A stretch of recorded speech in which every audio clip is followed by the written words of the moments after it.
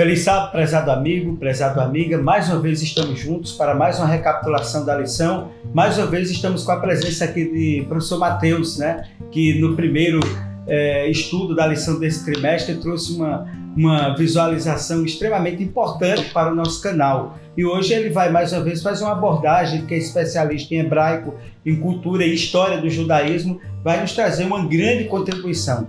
Mas antes de nós iniciarmos, eu convido a você, aonde você está, para que nós possamos fazer uma oração. Feche os seus olhos aí nesse momento.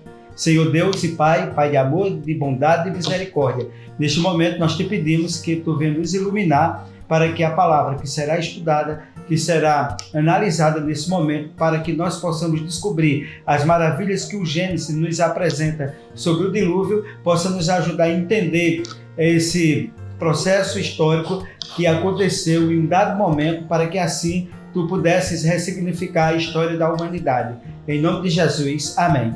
Bom, nós iremos estudar hoje na lição número 4 sobre o dilúvio. Eu vou passar aqui para Matheus, professor Matheus, ele vai apresentar para a gente um panorama na perspectiva judaica do que nós poderíamos entender sobre o dilúvio que nos é apresentado nas Sagradas Escrituras. Lembrando que o dilúvio ele tem, vamos dizer, um leque de estudo, de perspectivas de análise muito forte. Matheus, o que é que você poderia nos dizer em rápidas palavras sobre o dilúvio na perspectiva dos estudos do judaísmo? Olá pessoal, bom dia, boa tarde, boa noite. Professor, sobre Noé, Noah em hebraico. Noé, ela é contada onde? Em Gênesis, Noé, ele vive na época do dilúvio. Quem foi Noé? Foi um homem justo na sua época, como fala o Gênesis, Noah Hatzadik. Então Noé foi justo na sua época, porque se fosse comparado com Moisés, com Abraão, ele não seria visto como justo. Por quê? Porque ele não defendeu o povo na hora do dilúvio. Ele só fez a arca e salvou os animais e a sua família como Deus havia mandado. É como começa Noé, falando que os anjos caíram do céu, Fala em hebraico Benei Elohim, que é filho de Deus, que pode ser tanto anjo, como também pode ser príncipes, que é essa versão mais aceita pelo povo judeu. Que não foram anjos que caíram, foram homens poderosos, foram reis, príncipes que corromperam a humanidade. Então, é algo muito mais simbólico do que de fato anjos caindo na terra, Quando que estava o mundo na época de Noé? O mundo estava corrompido, estava com crueldade, estava com luxúria, estava com vaidade, estava com egoísmo. Então Deus faz o quê? Deus ele corrige a humanidade através de Noé, E por que Noé era visto como justo na sua época? Porque Noé, ele não defende o povo. Quando Deus fala, Noé, vou fazer um Mabula Gadol, um grande dilúvio, ele não defende, Então, qual que é a parte simbólica? Porque 40 dias de chuva e 40 noites de chuva também. Porque 40 é simbólico, Quanto tempo o povo passou no deserto antes de entrar na terra de Israel, depois do Egito? 40 anos. Quantos dias Jesus passou sendo tentado pelo demônio no deserto da Judeia? 40 dias. Quantas semanas dura uma gestação de uma mãe? 40 semanas. Então 40 é sempre simbólico. Deus, ele estava reiniciando, entre aspas, estava dando uma segunda chance para o povo. Aí vem a pergunta, mas por que matar todo mundo? Isso não faz Deus um ser cruel? Não, pelo contrário. Exemplo, se eu tenho uma filha, ela vai fazer 15 anos, eu faço uma grande festa para ela, compro flores, presente, comida, só que na véspera da festa ela morre.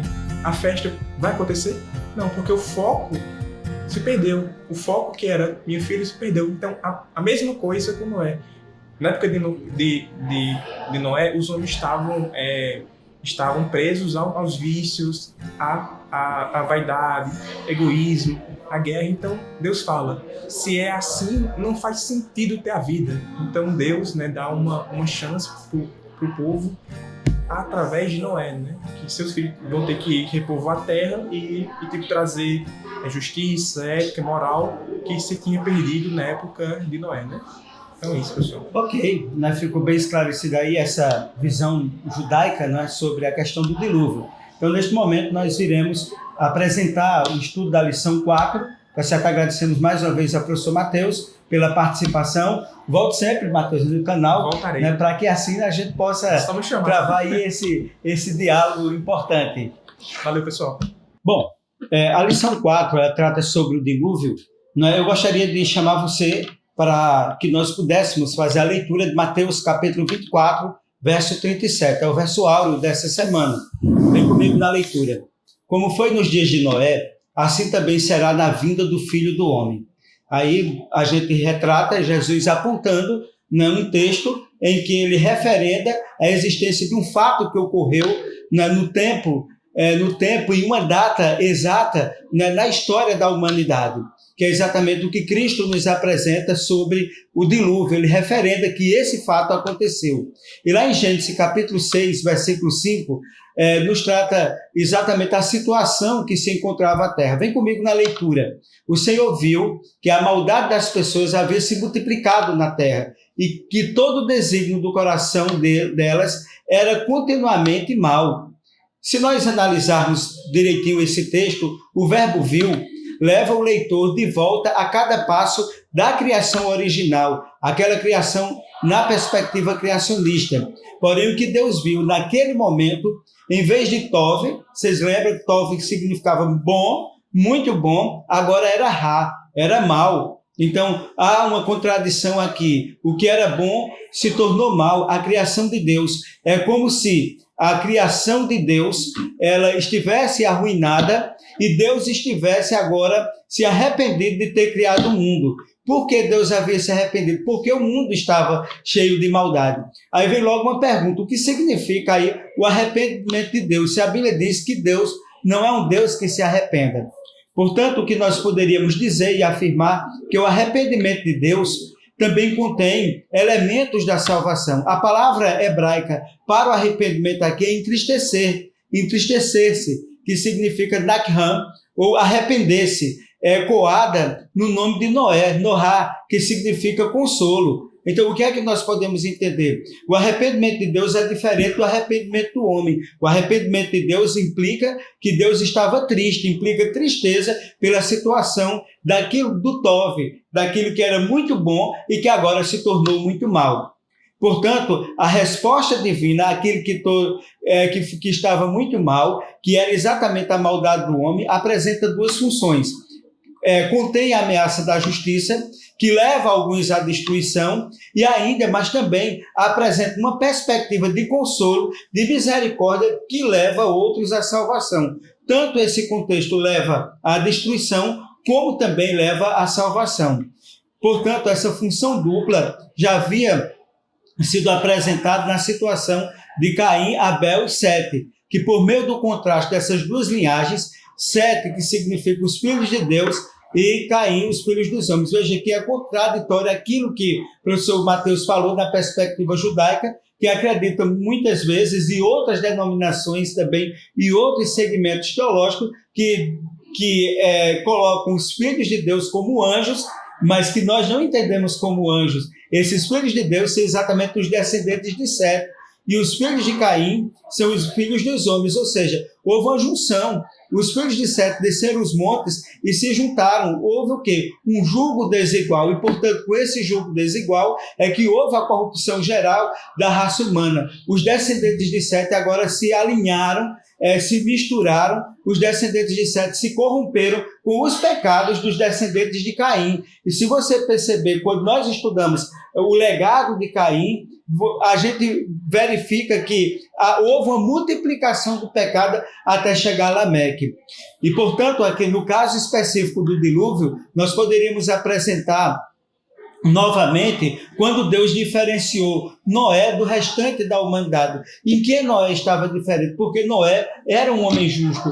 Diante de Deus, Noé agradava a Deus. E, meus queridos, o dilúvio existente na Bíblia deixou uma marca indelével na memória e na história da humanidade, que é testemunhado nas culturas dos povos antigos. Nós poderíamos dizer que mais de 200 povos da antiguidade narram o dilúvio. Os hindus, com base nas batas, os maias, os incas, os astecas, a cultura de lá da Mesopotâmia, de Gilgamesh, também fala sobre o dilúvio e outras culturas. Em todos os continentes nós encontramos narrativas acerca do dilúvio. E, portanto, ao longo de 4 capítulos, de Gênesis 6 até Gênesis capítulo 9, Moisés explica por que Deus teve que destruir o mundo que ele havia criado, como ele fez. Lembra que o mundo era tov, era muito bom, o que Deus fez era muito bom, mas a situação pré-diluviana que chegou após o pecado de Adão e Eva, ele chegou numa situação insustentável de um pecado generalizado, e era preciso que o caos ele viesse a existir de novo para que Deus pudesse renovar. A maldade do homem era má continuamente, mas o dilúvio não é apenas a destruição. O dilúvio representa uma chance, ou uma segunda chance de graça redentora que Deus apresenta à humanidade caída. Vamos agora aos tópicos da lição para nos ajudar a compreender. Lição de número 1. Vem comigo agora, preparando a arca. Em Gênesis capítulo 6, versículo 13, nos diz o seguinte: então disse Deus a Noé: o fim de toda carne é vindo perante a minha face, porque a terra está cheia de violência, e eis que desfarei com a terra. Que juízo Deus estabelece aí? E por que Deus haveria de destruir o mundo que ele havia criado, o Tov, o mundo que era muito bom? Portanto, meus queridos, antes que a humanidade se destruísse a si mesma, Deus considerou necessário cortar o mal pela raiz e recomeçar. Mas ele não fez em silêncio.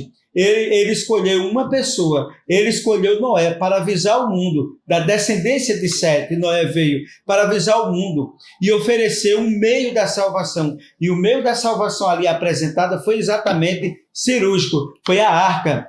E como mais tarde aconteceria com a arca do testemunho, Deus deu instruções precisas para que a construção da arca, incluindo as suas medidas, fosse exatamente realizada para que atendesse aos propósitos de Deus para salvar a matriz da existência humana e da existência dos animais necessários para o repovoamento da terra. E assim fez Noé. Noé fez do jeito que Deus quis, do jeito que Deus revelou, fez de acordo de tudo que Deus não só revelou, mas o que Deus determinou e mandou.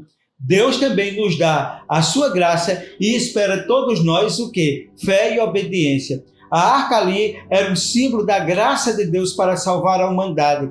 E a graça de nosso Senhor Jesus Cristo se há manifestado, trazendo salvação a todos os homens. Lembre-se que por maior que seja o pecado nesse mundo, Deus está ali buscando a mim e você para nos tirar das trevas para a sua maravilhosa luz. Isso é lindo, isso é maravilhoso. E eu gostaria de convidar você agora para a primeira pergunta para nós recapitularmos. Vem comigo na pergunta. Pergunta número 1. Por que Deus destruiu o mundo que havia criado? Assinale a alternativa correta. Letra A. Para atender aos caprichos e recriar todas as coisas. Letra B. Deus considerou necessário cortar o mal pela raiz e recomeçar. Qual a alternativa correta? Letra B. Deus considerou necessário cortar o mal pela raiz e recomeçar tudo de novo. O caos, ele muitas vezes apresenta perspectivas positivas. O caos naquele momento era uma perspectiva de recomeço, de ressignificação da existência humana. E daqui a algum tempo, quando Jesus Cristo voltar, o caos será instaurado mais uma vez. Mas o que vai acontecer? João, ele viu um novo céu e uma nova terra que habita a justiça. É extraordinário. O dilúvio, fim e o princípio. Em Gênesis capítulo 7, versículo 11, convido você para nós fazermos a leitura. Vem comigo.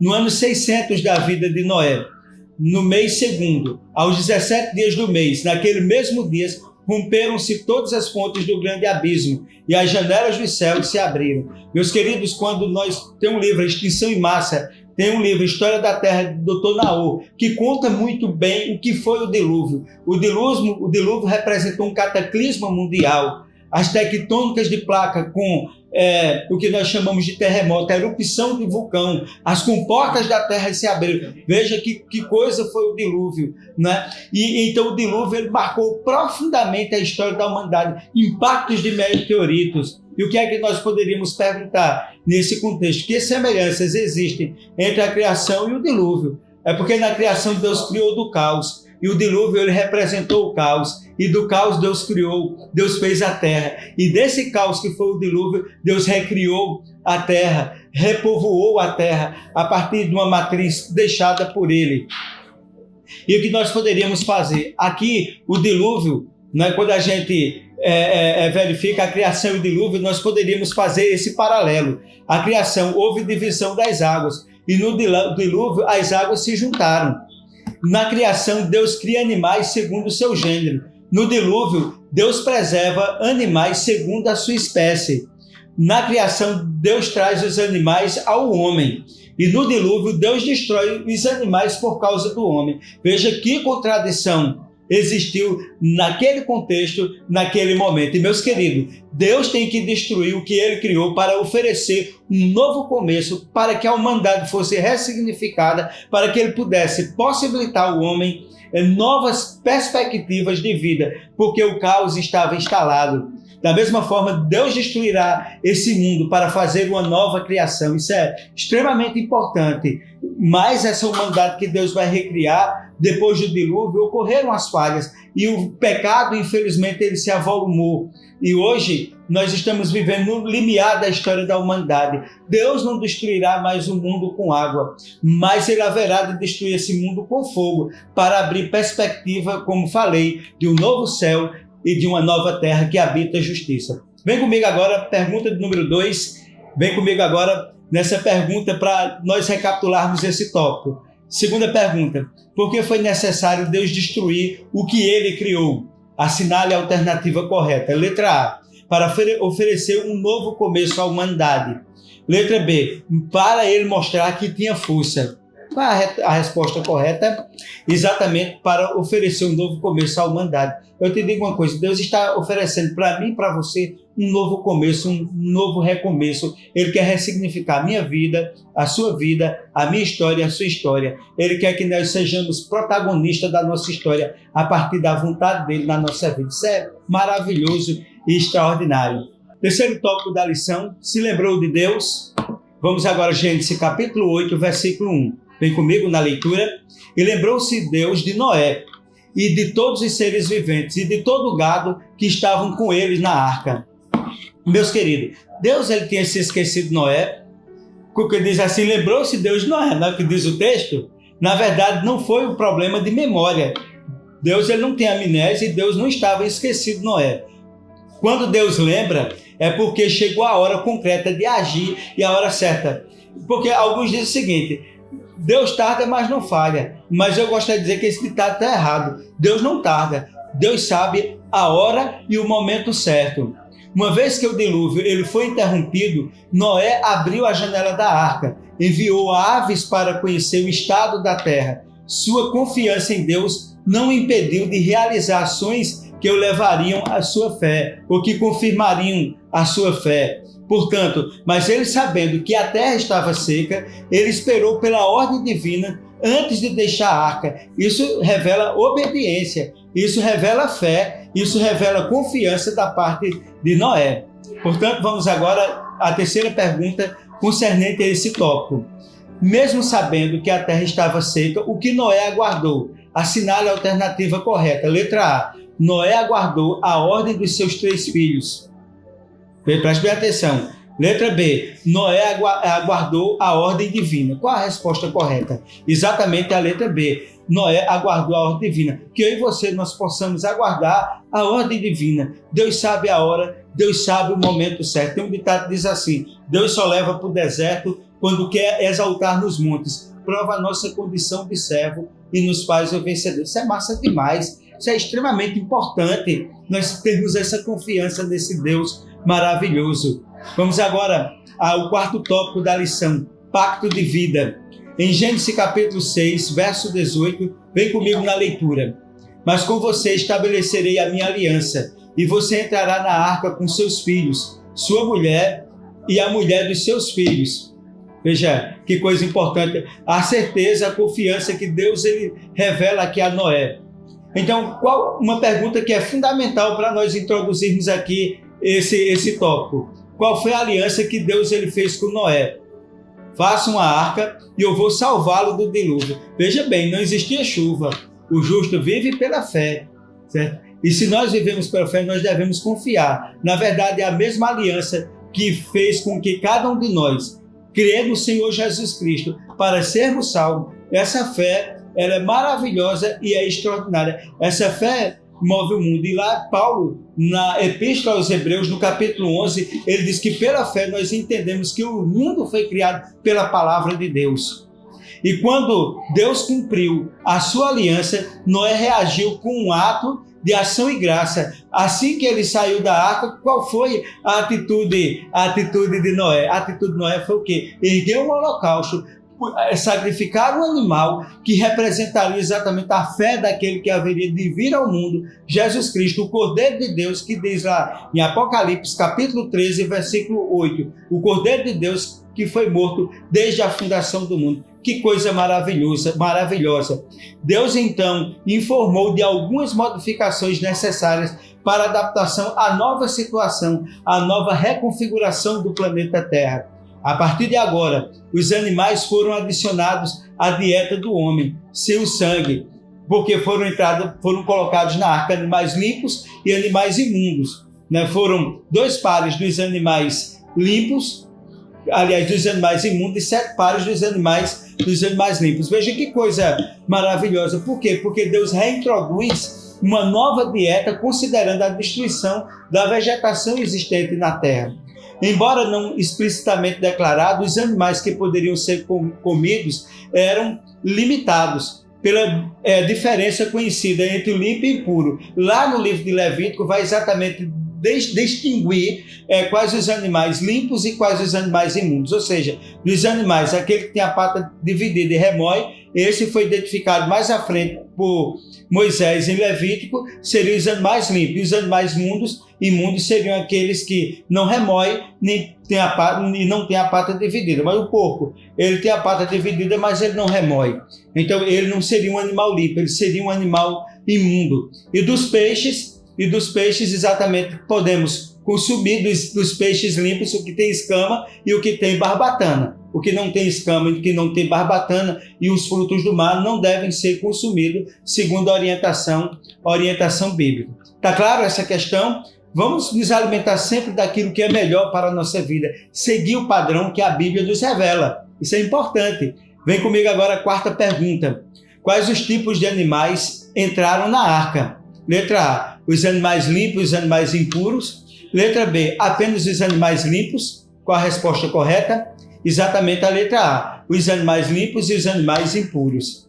Vamos agora, meus queridos, ao 5º e último tópico. Breve, nós iremos gravar um tema só exclusivamente sobre a arca e sobre o dilúvio, na perspectiva histórica. Aguarde que nós iremos disponibilizar breve no nosso canal um estudo completo sobre, na visão do criacionismo bíblico, a questão da arca, tá ok? Aguarde e com muita expectativa que nós iremos disponibilizar gratuitamente esse estudo para você. Vamos agora ao 5º e último tópico, o pacto da conservação. Em Gênesis capítulo 9, versículo 11, diz o seguinte, vem comigo na leitura. Estabeleço a minha aliança convosco. Não será mais destruída a carne por águas do dilúvio, mas haverá dilúvio, nem haverá mais dilúvio para destruir a terra. Deus aqui faz mais um pacto. A aliança que ele fez com Noé, ele vai reafirmar essa aliança. E qual a parte do homem nesse novo pacto? O que é que o homem deveria fazer nesse novo pacto que Deus está dizendo que não vai destruir mais a terra com o dilúvio? Nenhuma. A parte do homem é zero, nenhuma. É um pacto unilateral, um compromisso que Deus impõe a si mesmo. É um presente de graça para a humanidade que lhes é lembrado. Toda vez que você olhar e ver um arco-íris, você vai lembrar que Deus ele fez um pacto com a humanidade que jamais destruiria com o dilúvio esse mundo. Quando você vê um arco-íris, lembre-se de Deus, lembre-se da mão e da voz poderosa de Deus. Esse pacto com o sinal incluído nos lembra o fim da criação original. Deus ele descansou e nos deu o descanso do sábado. Se você vê essa sequência que nós temos aí de setes, que se representa o arco-íris tem quantas cores tem o arco-íris? Tem 7. né? 7 dias da criação, 7 dias Noé deveria esperar, é perfeição, é o que Deus está nos oferecendo, é um pacto em que Deus ele está determinando, está cumprindo, está garantindo de que ele não vai mais destruir a humanidade com água. Agora, Deus deu à humanidade uma segunda chance, uma nova criação. E naquela época ele prometeu preservar a vida na terra. Em Gênesis capítulo 8, verso 22, enquanto a terra permanecer, a sementeira e a cega, o frio e o calor, o verão e o inverno, o dia e noite não cessarão. Veja que Deus aí está distinguindo as estações do ano. Ele está demonstrando que ele está determinando de que não vai mais destruir a terra com o dilúvio. Vamos agora à quinta e última pergunta. Quando Deus estabelece um novo pacto depois do dilúvio, qual seria a parte do ser humano? Assinale a alternativa correta. Letra A. Todas as boas obras necessárias para a salvação. Era a parte que o homem deveria demonstrar para com Deus diante do novo pacto de Deus. Letra B. Nenhuma. Qual a resposta correta? Nenhuma. É um pacto unilateral. Deus está determinando. Não vou mais destruir a terra com um dilúvio. Porém um sinal no céu. Porém um arco-íris. O arco-íris está lá para lembrar a mão poderosa de Deus de que ele não destruirá mais esse mundo com água. Esse mundo será destruído quando Jesus Cristo voltar com poder e grande glória. Depois do milênio, Deus vai destruir esse mundo através de quê? Através do fogo, conhecido como fogo do juízo final. Em breve também nós disponibilizaremos um estudo sobre esse assunto. O que é importante dizer a você, meu querido amigo, minha querida amiga, foi um prazer enorme estarmos juntos com esse estudo, vendo a mão de Deus que quis salvar a humanidade, que chamou não só Noé, mas que chamou tantas pessoas. Tantas pessoas recusaram. Chegou o dia que Noé entrou na arca e Noé não fechou a porta da arca. Foi a mão de Deus. Deus fechou a arca e ali representa o fechamento da porta da graça. E a porta da graça um dia vai se fechar. E quando essa porta da graça se fechar, quem for justo vai continuar na prática da justiça. Quem for injusto vai continuar praticando injustiça. Está lá no Apocalipse. Está bem pertinho da porta da graça se fechar. Mas enquanto ela não se fecha, a graça de nosso Senhor Jesus Cristo se há manifestado, trazendo salvação a todos os homens. E o dilúvio é uma demonstração não de destruição, mas uma demonstração de que Deus deseja dar uma nova oportunidade à humanidade, salvar a humanidade, recriar todas as coisas. E que Deus abençoe você, sua casa, sua família e sua história. Convido você agora a fazermos uma oração para concluirmos esse estudo. Senhor Deus, Pai de amor, de bondade e misericórdia, te agradecemos porque neste sábado recapitulamos mais uma lição da Escola Sabatina. Que seja uma bênção para a vida de cada pessoa entender a arca, entender o dilúvio como uma possibilidade de salvação para o homem. Que nós possamos compreender e guardar em nosso coração. Em nome de Jesus. Amém.